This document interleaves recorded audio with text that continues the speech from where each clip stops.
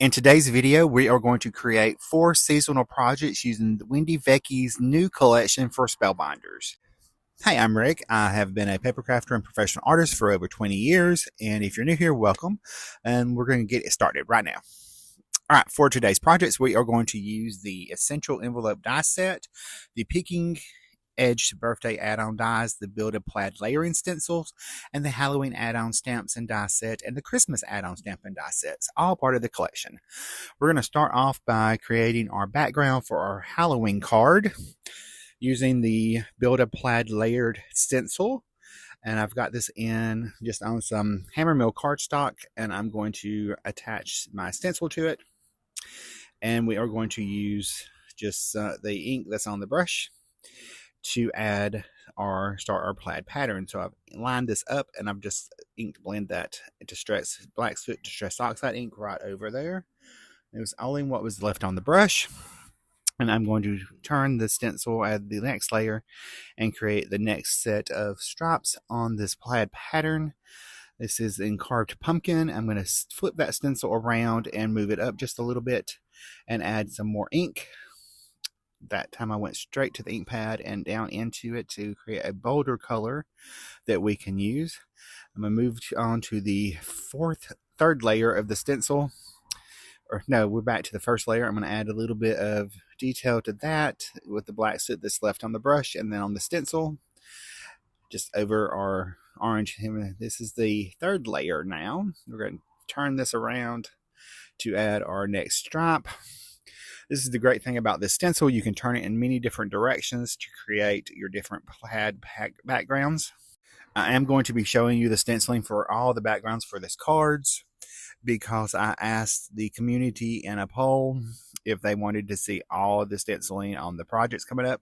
So this is going to be a little bit longer video, so you might want to grab a cup of coffee or a soda or a little snack so that you can sit back and enjoy the process. This is the fourth layer of the stencil, if memory serves correctly, and we are using Millinous Potion oxide ink to ink blend over through the stencil to create the 2 pieces of the plaid pattern. I am going to flip that down around and move it down slightly to add more into it. This is the great thing about the stencils. I was saying earlier, you could layer them up in different ways to create your own plaid background. Now this is the 5th layer of the stencil. It is a 5-layer layering stencil set, and I'm going to go back and add some more carved pumpkin into it just to add a little bit more orange and make it nice and Halloweeny. I'm going to flip that around and do another layer right over that purple stripe. That's the great thing about the distress oxide inks. They do layer very nicely. And then we're going to go ahead and add the 3rd layer back in and do a bigger stripe. And I'm going to add some green in because at Halloween we needed a little pop of green. So that Halloween color palette that's traditional. And we are going to turn this, I believe, one more time to add a center one. I guess not. All right, so I moved on to the next set of stencils. This is going to be for a Christmas card. I believe this one is for Christmas. And I'm just using Candied Apple, Lumberjack Plaid, and Festive Berry, I believe, for the ink layers. I kept it kind of monochromatic so I can make it easier.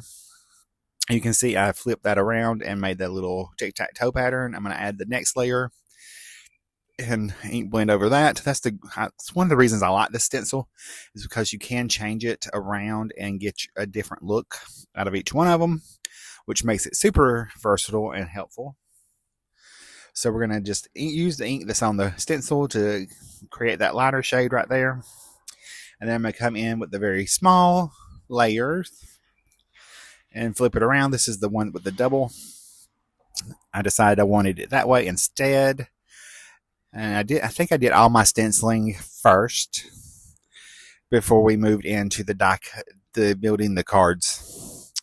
So that is what we are doing. And while we are working on this, we will go ahead and have a little story time. So, Halloween is coming up. It's like my favorite holiday, and I absolutely love it. Are y'all Halloween fans? If you are, leave me a pumpkin emoji down in the comments so I can see my Halloween people. There's lots of videos coming out soon this week, and if I get them in order, unlike last week. I released a video last week that was supposed to come out on Saturday. It actually went live on Tuesday. I had to go check. Or Thursday. It went live on Thursday. It was supposed to go live on Saturday. Had to go reschedule everything and turn that one down, put the right one up. It was a whole ordeal. I should pay better attention. I thought when I was doing it that something wasn't right, and I was correct. Now, for this one, I have cut the focal panel with the pinking edged dies, and I've already cut the birthday cake out of the center of it. No one's going to see that, so we're just going to ink blend what we can. We're using the worn lipstick Distress Oxide ink right over that panel on the front, because I do have another panel that will cover all that up, so it's nice and hidden. That's one thing. I did like these pinking edged birthday add-on dies. They were super fun to play with, and this collection went live on the 10th, so I think the day this video goes live, it's actually ready. They're available for order on the Spellbinders website. I have links for everything below. I do expect these to sell out because they are that much fun.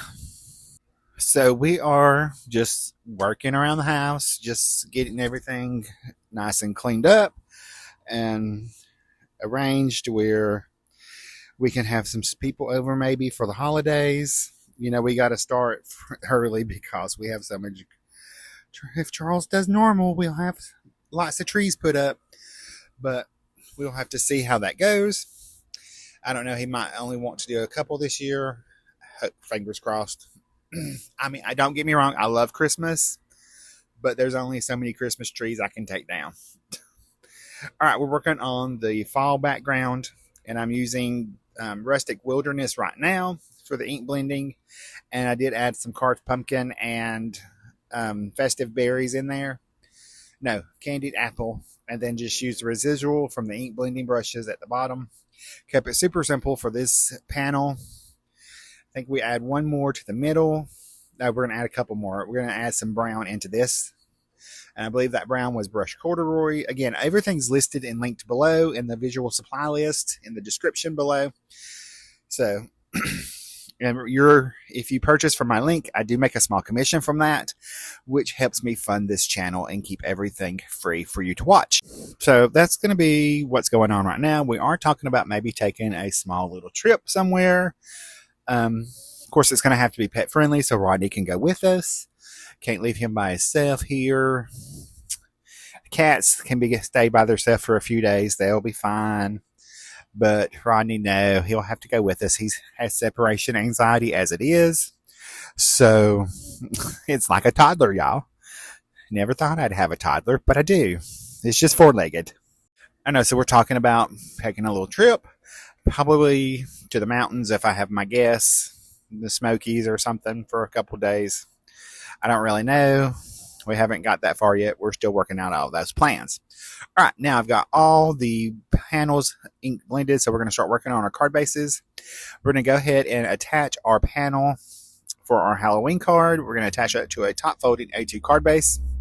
If memory serves correct, it's a top-folding A2 card base. I'm going to stamp my Happy Halloween sentiment, and these are from the Happy Halloween add-on stamps and die set in this collection.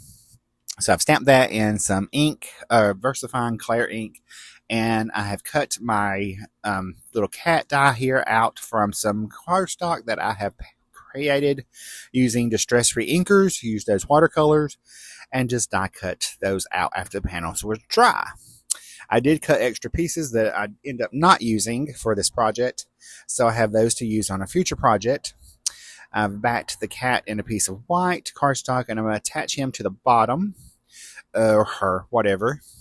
I've got my little spider web here that I've cut also from some watercolor cardstock that I created using distress-free inkers. And I'm just going to add little bits of glue on there And I'm going to attach that in the corner up the top. I couldn't decide which corner I wanted to do it in, so I ended up over on the left-hand side and attached it right up there at the top. I will end up cutting the excess off with a pair of scissors. I'm going to attach this beautiful little spider. I know that sounds weird. Beautiful spider. I thought about adding the stars, but I ended up not. I'm going to add the bats instead, and I also die cut those from that same black cardstock that I created. And I did have an extra spider, and I ended up not using him either, or the candy corn, or the little candy pieces. I went ahead and used a matching die to cut out my sentiment, and I'm going to pop that up on some 1mm foam tape from scrapbook.com. I'm just going to pop that on 2 pieces on there to cut that off. And we're going to pop this right up in the center of our card, and I'm going to arrange the bats around that. That's going to add as my little embellishment for the card. So I'm going to add 2 at the top right, or around the right side of the card, and 1 on the left of the sentiment. I could have cut this from black glitter. Maybe I did cut it from black glitter cardstock. I think I did. I'm pretty sure I used black glitter cardstock for the bats and the bat and the spiders. I forgot about that, and I'm going to take his little nose that I did cut from that watercolor cardstock that I created, put it into the little cat, and then I thought about adding some other little embellishments, but ended up changing my mind and just added a few gel pen highlights using my white Secure Koi Jello pen. There's a look at the first card, and then we're going to move on to the fall card. All right, for this card, I used the Essential Envelope die set and cut my pieces. That is the envelope die for this acts as a pocket that you can put in a gift card, or use the pinking edge birthday add-on dies and create a message in that, and just have it pull out of the front, along with a gift card if you wanted to put a gift card on the back of it. I'm going to fold up my little edges here from the score lines.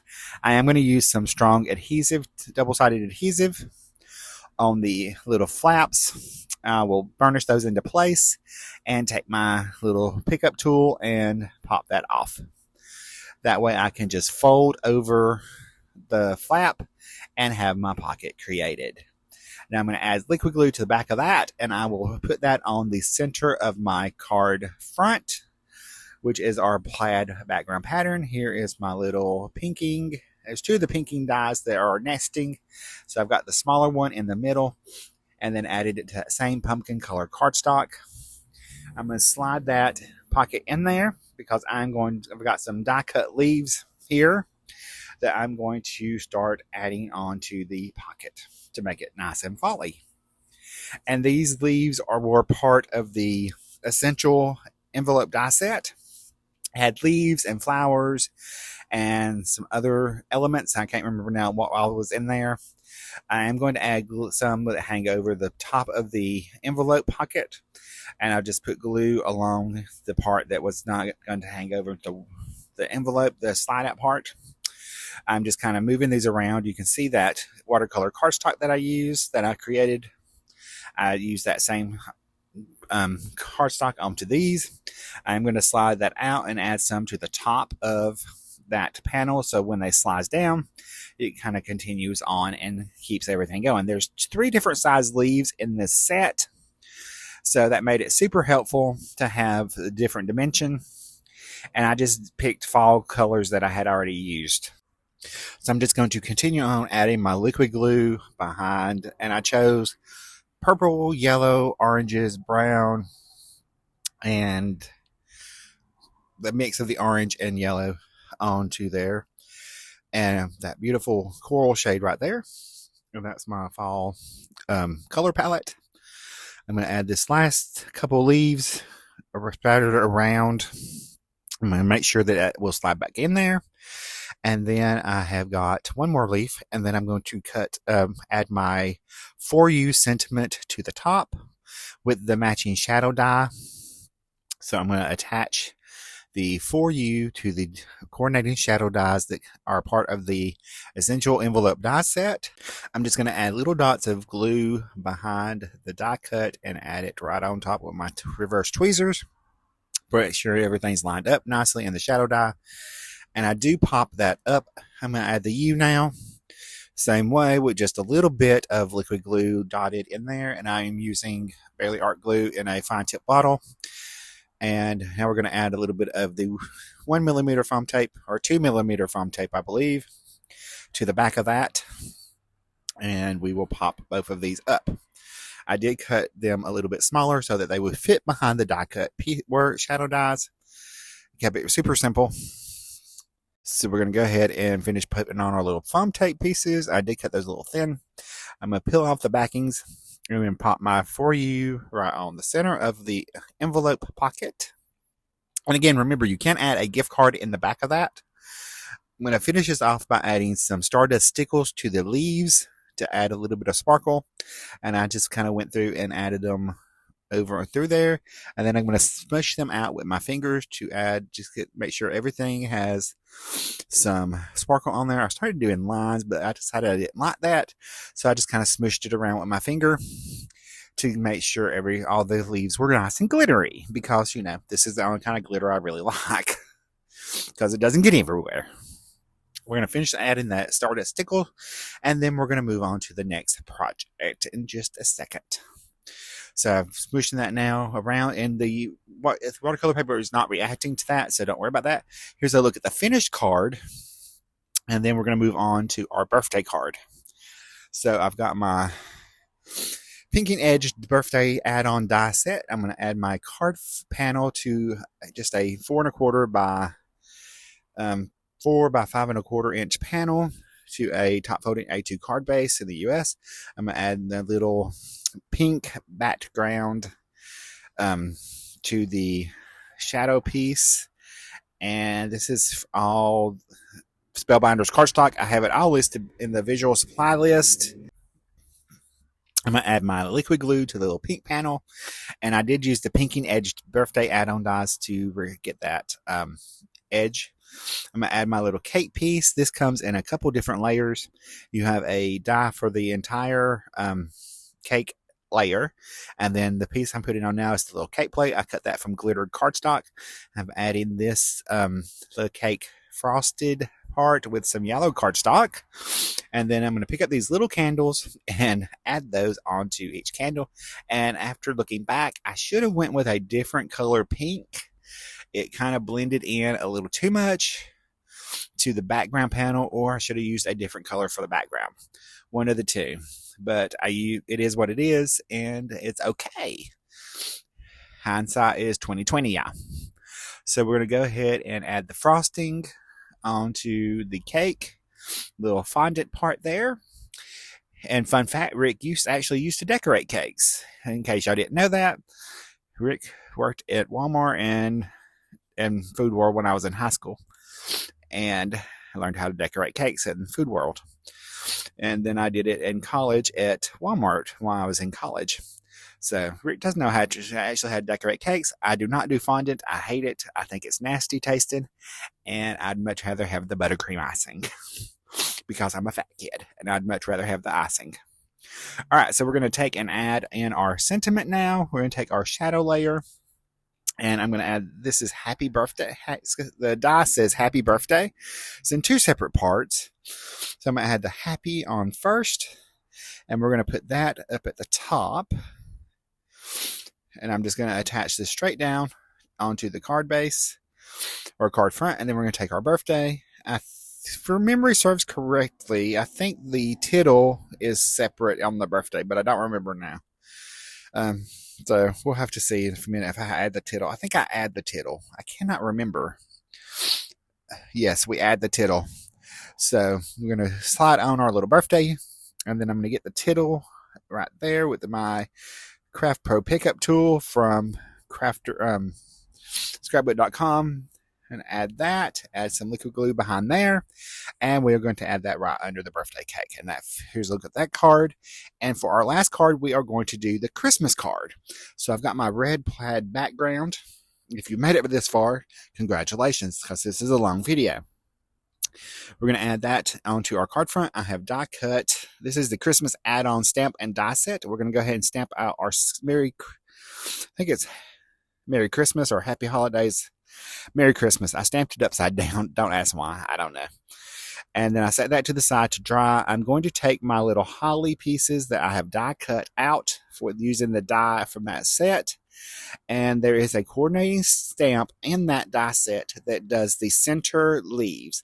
We are going to use green Oasis ink, and we are going to stamp the veins of the holly into each center of the die cut holly. That made it super simple and super easy. Now I'm going to use the coordinating die for the Merry Christmas sentiment, tape that into place with the best ever craft tape, and cut that out. And then we will pop that up in the center of our card in just a second if I get my hands on it with some 2mm foam tape from scrapbook.com. I'm just going to take and add that to the top and the back. This is perfect. There was plenty of room for a nice big piece. Then I'll peel off the backings and slide that right into the center. And then I'm going to take the little pine boughs that I have die cut from more cardstock that I have colored with distress-free inkers used as watercolor. It's a great way to get some colorful patterns or colorful paper with not a lot of effort, and you can coordinate to whatever your card you're doing. So we're going to add, I think we add 3 at the top and 2 at the bottom, if memory serves correctly, and I just kind of layer them up together. So I'm going to continue and layer that next layer up. They layer together really nicely. I was super surprised. You do want to use reverse tweezers to keep everything in place. Maybe I just did the 2 at the top, and then I'm going to add my little hollies. I started to add them down here, and I decided I didn't like that. So before the glue dries, I am going to move them into the position that I really want them to be. So I'm kind of auditioning where I want them. Probably should have not added the glue first and then done it, but you know, it is what it is. So this is where I decided I wanted them more around the sentiment to act more as an embellishment. So I'm going to end up moving those at the bottom up closer to the top. Because I wanted the groups of 3s. So we're just going to move those and add those into the top part. And then I also have die cut the little berries for that also. Luckily, there wasn't enough glue on there to make everything stick, so they was easily moved. So I've got my die cut. Oh, we're going to add the bow. I forgot about the bow. So the bow comes in 3 different pieces. There's the back layer and this top layer that goes right on top to add more dimension. And then you could easily pop any of these layers up. I'm going to add that little centerpiece, and then I'm going to attach this to the bottom of the card, making sure that I don't go over the card base to add a little interest. And then I'm going to come in with my berries, and I'm going to pop those up with a little bit of foam tape and a liquid glue and put those nestled right up against the sentiment. I'm going to take my second group of berries and add just a little bit of foam tape behind that and pop those into place. And then we are going to add some white gel pen highlights on our berries to make those stand out a little bit more, and onto our bow. And we're going to add some Stardust stickles to that too, because it's a Christmas card, and by Georgia, we need some glitter on it. So I'm going to add it to the bow, and I believe I added it to the berries as well, and to the pine boughs. I just kind of drew on top of those, just added the glue right on top, just in little lines so that it kind of glistened in the light. So nothing too hard. I don't think I added it to the holly. I think that was the boughs were the only thing I added it to besides the berries. I guess I did add it to the center of the hollies. Here's a look at all 4 cards that we have made today for each season. I had a super great time working with the new Wendy Vecchi collection for Spellbinders. And here is a more look at the cards. And if you like this video, you're probably going to like the video coming up right here.